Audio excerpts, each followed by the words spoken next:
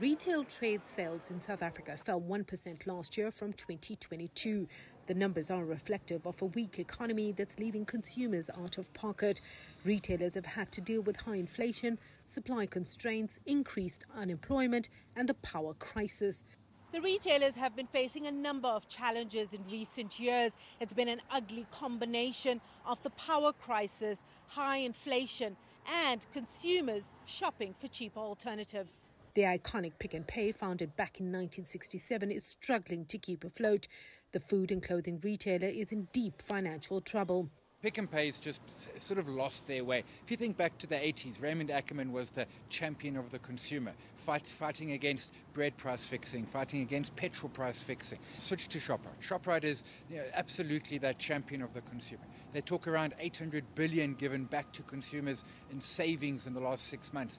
Shoprite is also feeling the pinch. However, its investment in distribution and digital technology is paying off.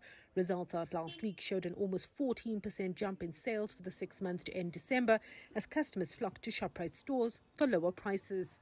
If we go further back, a decade or two ago, Shoprite was investing in central distribution. We weren't seeing that coming from Pick n Pay. So they haven't been able to get their costs down, so they haven't been able to give those savings onto the consumer. And the consumer's smart, and they vote with their wallet. We invest around about 3% of revenue every year in capital. This year, our capex investment will be 8.5 billion.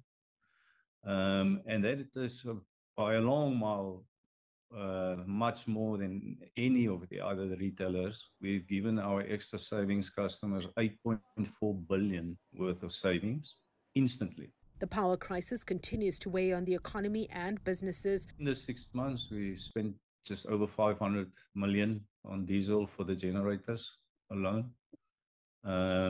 It's about 80 million less than the previous 6 months, comparable period. So the cost is still there. It's expensive to do business in South Africa. But yes, that's what it is. Tough economic conditions are also plaguing other African markets.